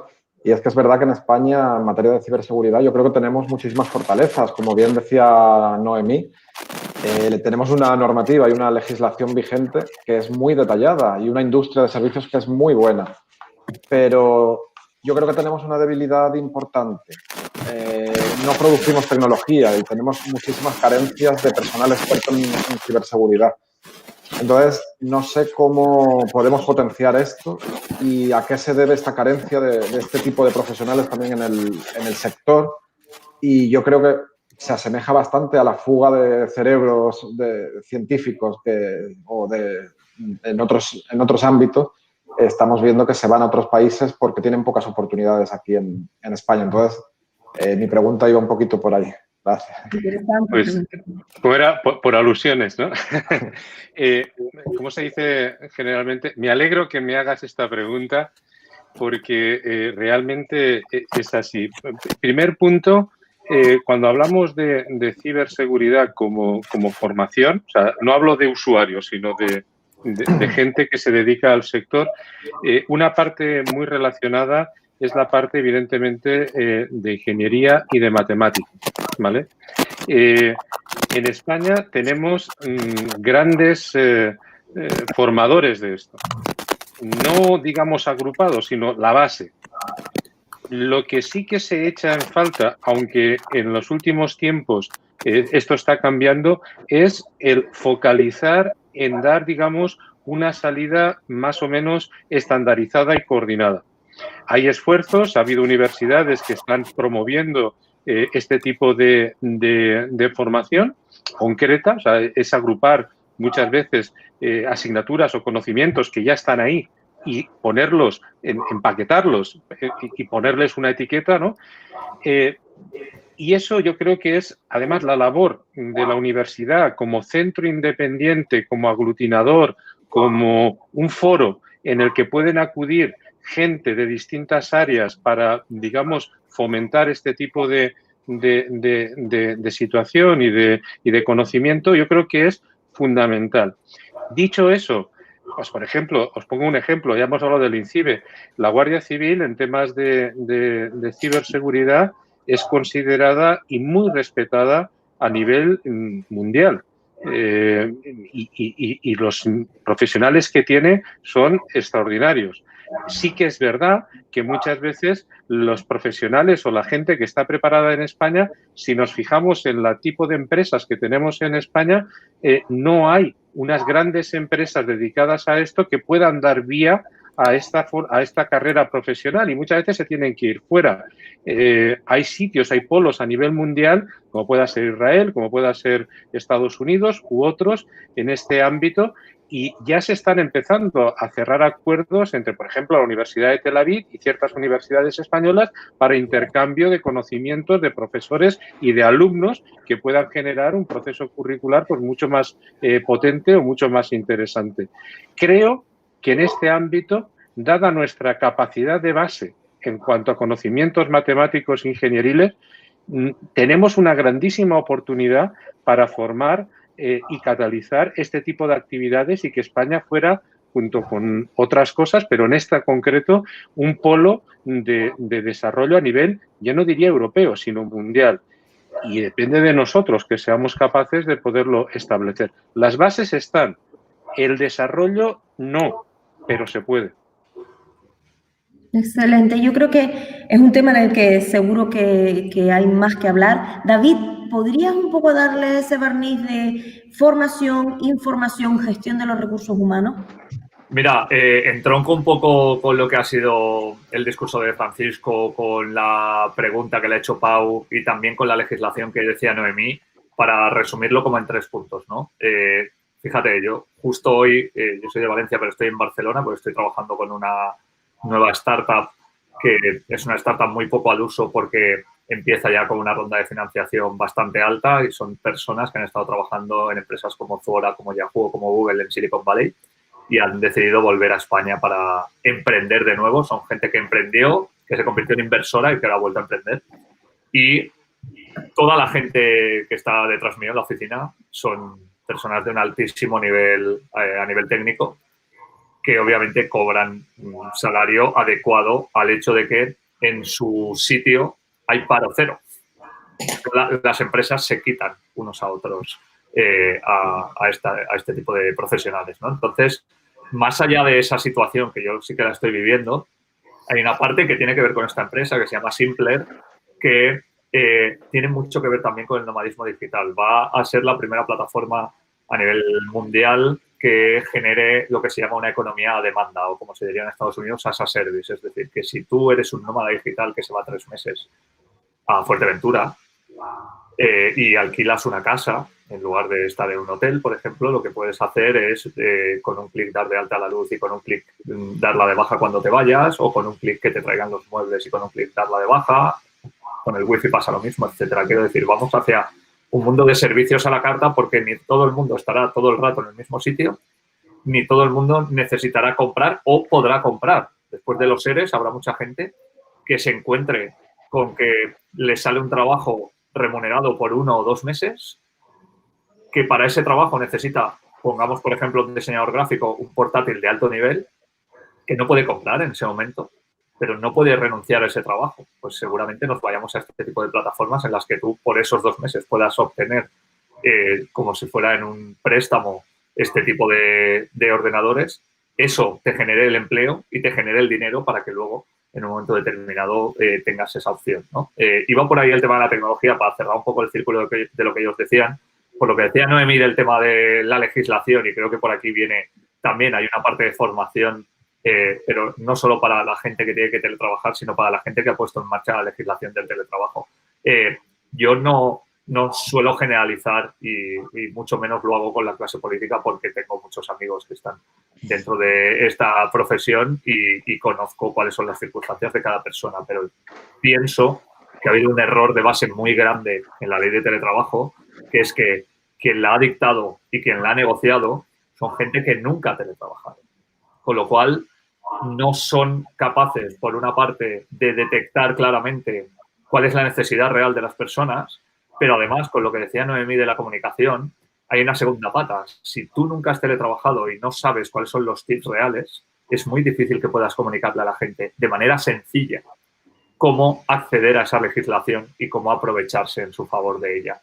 Y, de hecho, para cerrar un poco esta intervención, tiene que ver con una de las preguntas que se plantean en el chat y que es posiblemente una de las que más ha aparecido en los titulares de medios, que es ¿quién paga los gastos de teletrabajo, ¿no? Pues mira, yo al final, en mi casa, antes de teletrabajar ya tenía wifi, porque lo iba a pagar igualmente para ver Netflix. Y yo vivo en Valencia, tengo 300 días de sol al año, no gasto más luz estando en mi casa que estando en una oficina, porque levanto la persiana y pago la misma luz. Entonces, entrar en la pelea de si me pagas una parte del wifi o una parte de la luz, realmente me parece muy improductivo, porque lo que en realidad va a dar una calidad del teletrabajo es si a ti te pagan, por ejemplo, una silla ergonómica, porque estoy convencido de que hay mucha gente que ha tenido problemas musculoesqueléticos muy graves durante la pandemia y no los ha comunicado por miedo simplemente a perder su trabajo. Y eso se convierte en un problema muy grande. O, por ejemplo, si lo que haces es darme un ordenador adecuado para que pueda hacer mi trabajo de la mejor manera posible. Incluso os diré más para cerrar con esto. Con los clásicos dichos de echa la ley, echa la trampa, dentro de esta legislación no se considera teletrabajo ejercer el trabajo a distancia un día a la semana. Con lo cual va a haber muchas empresas que lo implementen, por ejemplo, solo los viernes y le digan a sus trabajadores que les están dejando hacerlo, pero no implique eso un coste por parte de las empresas y empieza a haber unos conflictos entre lo que quiere la parte directiva y lo que quiere la parte empleada. Interesante. Noemí pedía la palabra. Ay, que no se te oye, Noemí. Está desconectado. Bueno, pues en lo que arreglan el tema se oye mal. Ahora. Ya está la trascienda. ¿Sí? ¿Ahora me escucháis? ¿Ahora? Se oye mal, pero bueno, en lo que se arregla el problema técnico de Noemí, yo creo que Pablo, estamos hablando tanto de cuestiones corporativas, de empresas y también de competitividad, ¿tendrás algo que decir? Sí, yo estaba escuchando lo que comentabais anteriormente y creo que lo ha puesto alguien en el chat también, ¿no? Que si faltaba talento o que no había o que el problema era que no había una remuneración adecuada. Pues, y un poco vinculándolo con la presentación que hacías tú sobre los fondos europeos, pues comentar que desde el 2016 ahí está el Sistema Nacional de Garantía Juvenil, en el cual la Fundación hoy, por ejemplo, participa muy activamente y que es un programa que lo que trata es de romper el gap que existe y que es real entre la formación reglada universitaria y lo que están demandando las empresas. Nosotros desde hoy llevamos estos 4 años haciendo programas, por ejemplo, en ciberseguridad con INCIBE, de full stack, de marketing digital para el sector turístico en concreto, de RPA, es decir, de todas las nuevas tecnologías que pueden permitir el teletrabajo y, sobre todo, que pueden permitir un incremento muy alto de la productividad para el sector turístico, en este caso. Y que muchas veces es desconocido. O sea, muchas veces es desconocido que esos fondos están y que esa formación existe. Entonces, no falta talento, porque el talento de los universitarios españoles tienen un altísimo nivel. La gente que viene de ingenierías, de informática, de matemáticas, realizan los cursos de ciberseguridad y se colocan inmediatamente con unos salarios muy buenos, sino que yo creo que muchas veces falta la adecuación de las estructuras, ¿no? Que hace falta este tipo de programas que vienen de la Unión Europea para romper ese gap, para romper ese diferencial que estamos hablando, ¿no? Lo que necesitan las empresas, lo que necesitan las startups y lo que necesita y lo que aporta el sistema educativo, ¿no? Y que eso a través de determinados programas formativos lo estamos haciendo. Y una de las ventajas que ha tenido el teletrabajo o el estar en casa ha sido que hemos ampliado, por ejemplo, nosotros y otros organismos que vienen haciendo este tipo de formación, el número de alumnos que tenemos. Anteriormente, por lo tradicional, además Noemí ha sido profesora en temas de protección de datos de programas de OI, pues eran presenciales y esto al final tenía una limitación geográfica importante, mientras que ahora no. Ahora estamos haciendo la misma formación con la misma calidad, pero abarcando un grado de población muchísimo mayor. Como decía una alumna, la única diferencia que ella notaba entre la formación online y la formación presencial era ponernos piernas. Ella fue muy graciosa porque dijo, estoy deseando poneros piernas a todos. A mí me encantó porque era verdad, porque al final es verdad que estas plataformas sí que permiten, bueno, pues que haya esa interrelación. Entonces, bueno, sí que quería comentarlo sobre todo por lo que decíamos al principio, ¿no? De los fondos europeos, yo creo que también van a permitir esa mejora en la productividad y a través de la formación que digo que es imprescindible, ya no solo desde un punto de vista organizacional para los recursos humanos, como comentaba David al principio de su ponencia, ¿no? Que necesitábamos esa formación, sino en la otra pata del debate, que como bien decía Noemí, realmente no es única, sino que son dos realidades completamente separadas, que sería la digitalización o la repercusión que tiene sobre el sector turístico. Muy bien, yo creo que, Noemí, a ver si ahora es posible. Bueno, no sé si me escucháis ahora un poquito mejor, ¿sí? Pues disculpad, porque he tenido que desenganchar el micrófono y eso que es nuevo, que lo estoy estrenando. Pero bueno, que nada, que simplemente por matizar un par de cositas con el tema de los gastos, porque creo que es fundamental. David ha puesto, yo creo que la picota en un tema importante y en la ley, de una manera muy simplificada, se regula este derecho a la dotación suficiente y mantenimiento, lo estoy leyendo tal cual, mantenimiento de medios, equipos y herramientas, y también el derecho al abono y a la compensación de gastos cuando efectivamente se califique como teletrabajo. Ojo, que también yo creo que ahí ha hecho él una matización importante desde el punto de vista de lo que se puede considerar o no legalmente como teletrabajo.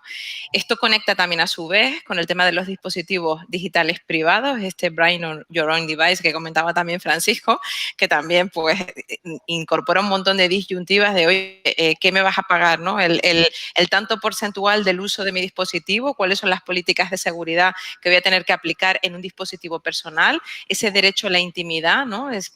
¿Dónde queda y cuáles son los límites? Yo creo que todo esto de alguna manera también hay que ponerlo sobre la mesa. Sí que es verdad que hay una tentativa, una intención del legislador a que de alguna manera, sobre todo por vía de convenios colectivos y demás, y los acuerdos de teletrabajo que tienen unos contenidos mínimos, se regulen estos derechos que se regulan como tal, como derechos, ¿no?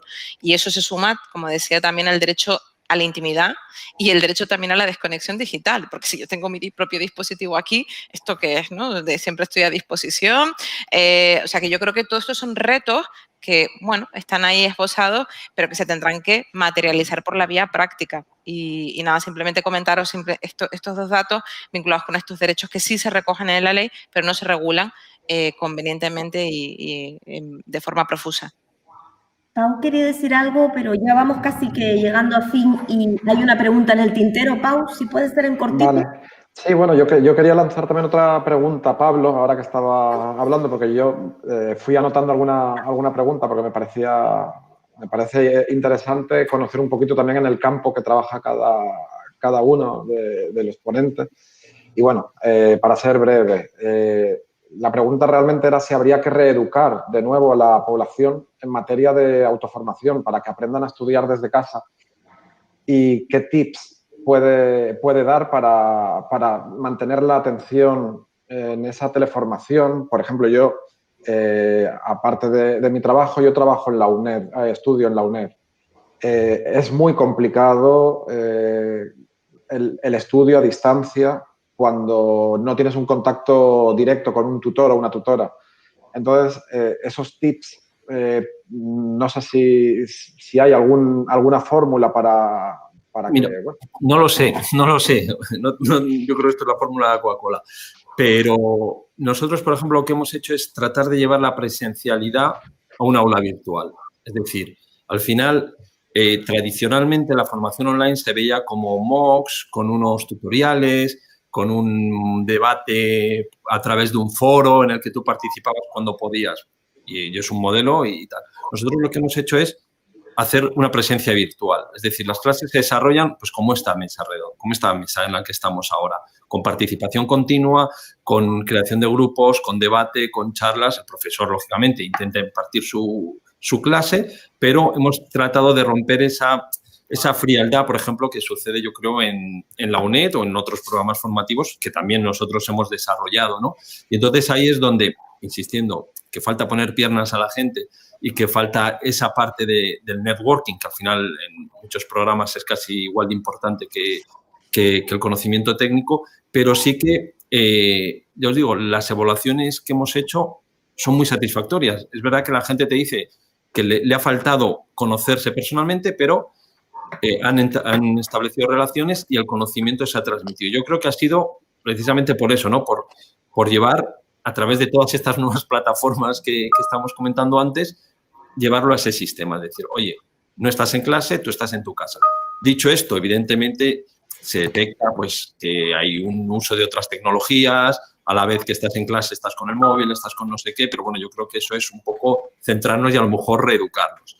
Y también lo que hemos tratado es de acortar los periodos, o sea, los tiempos, es decir, que una sesión no sean 4 horas, pues como va a ser hoy. Oye, pues 1 hora y media, un descanso, nos levantamos, hacemos otra hora y media para intentar agilizarlo y que la cosa sea dinámica.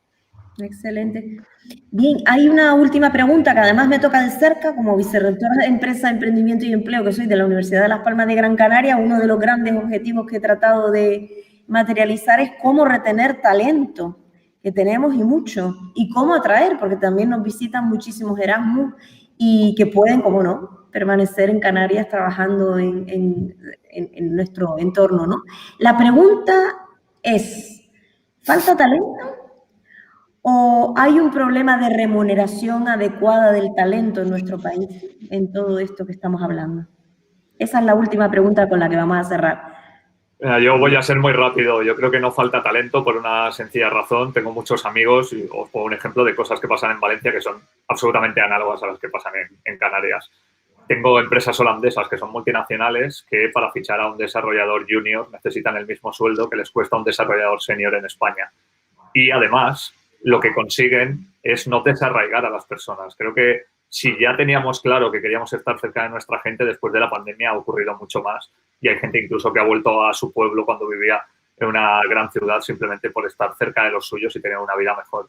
Ahora mismo, la posibilidad de no tener que llevarte a alguien con el desarraigo personal que eso supone y también con el desembolso dinerario que eso supone para las empresas, que para fichar a alguien muy bueno y llevárselo a su ciudad tienen que gastarse mucho más dinero del que ficharían si tuvieran a alguien al lado.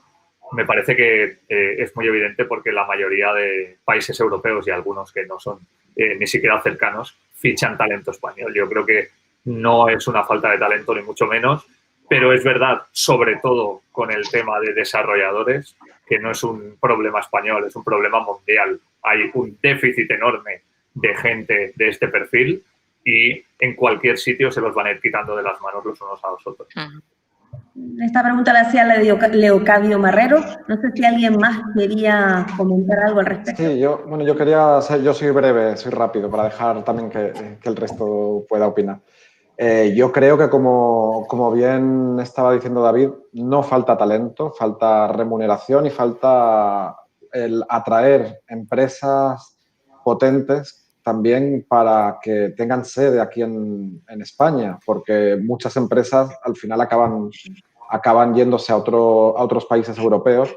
Y, por ejemplo, ayer creo que vi un reportaje sobre científicos españoles y científicas que están con el tema de la vacuna de la COVID y están cobrando, cuando están dedicando, y en una cosa tan importante como la vacuna de la COVID, están dedicando horas y horas y poniendo todo su conocimiento al servicio de la sanidad mundial y están cobrando sueldos de 1.000 euros, 1.100 euros y yo creo que eso es lo que no se puede permitir.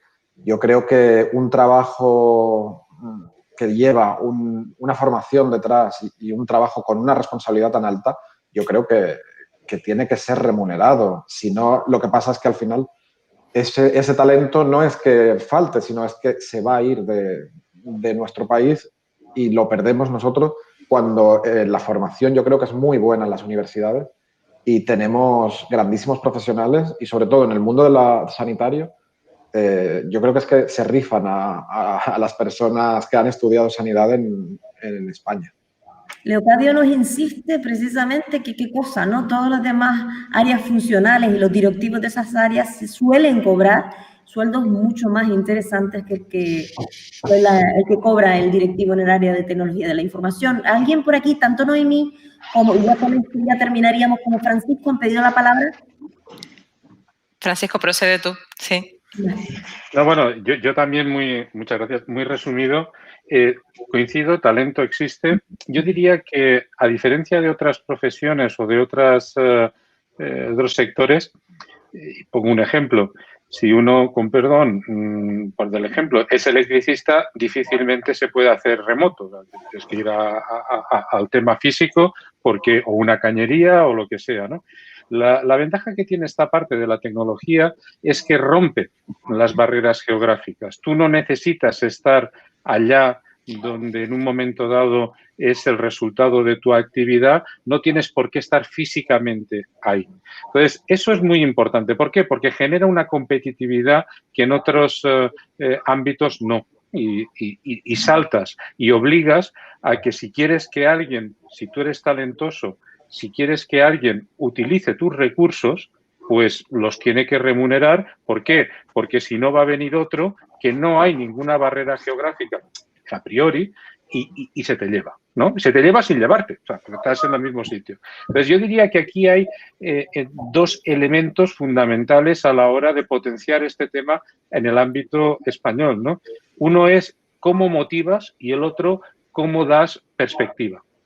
Y cuando digo motivación es el tema de una remuneración, porque evidentemente si tú vas a ejercer el mismo trabajo y resulta que lo ejerces, como comentaba el compañero, para una empresa sueca y te paga el equivalente a 5.000 euros al mes y sin embargo para hacer lo mismo para una empresa española te paga 2.000, pues evidentemente, vamos, te puedes sentir muy patriota, pero en fin, vas a lo que vas, ¿no? Y por otro lado, perspectiva, porque si tú te dan no solo una cosa puntual, sino que tiene un recorrido y ese recorrido está metido dentro de una política, de una estrategia, de un querer llegar a ser no sé qué, pues eso te hace, digamos, el complemento a la hora de tú sentirte una motivación intrínseca para hacer eso y desarrollar eso. Ese tipo de cosas es lo que deberíamos pensar entre todos, cómo facilitar eso para que la gente tenga ese canal al que simplemente se tenga que unir y no tenga cada vez que intentar, digamos, reinventar la rueda. Y eso yo creo que es un reto muy bonito, además, en esta época de, digamos, retos y oportunidades para, sobre todo, instituciones y políticos, ¿no? Sí. Lo último, Noemí, que cerramos. Yo un dato muy rápido, porque estoy totalmente de acuerdo y no voy a reiterarme ni a redundar. Un dato. Se necesitan en la Unión Europea, conforme a la nueva estrategia europea de datos, 11 millones de profesionales especializados en datos. No solamente es un tema de retener talento o de remunerar el talento actual, sino generar talento adecuado a las necesidades que llegan con las nuevas tecnologías. Y en estos momentos se necesitan 11 millones de profesionales cuantificados conforme a la nueva estrategia europea de datos. Así que ahí lo dejo porque sé que además Leocadio trabaja mucho también con la Fundación INCIDE en estas cosas y igual que también la EOI y muchas organizaciones que nos están escuchando en estos momentos y el sector público también es copartícipe de esta iniciativa, de esta formación y este reto que va por delante y que ya está ahí. Estupendo, yo creo que las reflexiones han sido interesantes, sin duda un elenco de profesionales y expertos que han enriquecido muchísimo el debate. Me indican por aquí que la mesa del día 9 va a estar tanto más interesante que esta, con financiación en tiempos de COVID-19, yo creo que los invitamos. Hoy lo que ha quedado patente es que no es solo una cuestión de oportunidades, también de desafíos, y le invito al panel, si los técnicos lo tienen a bien, a hacer una foto de familia. Ponemos cara de foto ahora y ya cerramos la sesión. Cuando quieran, equipo.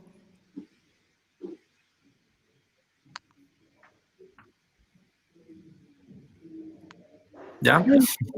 Estupendo. Muchísimas gracias. Tienen las puertas abiertas si nos quieren visitar también en la Universidad de Las Palmas. Faltaría más. Y cualquier cosa, por aquí seguimos. Ánimo. Gracias. Gracias. Hasta luego. Adiós.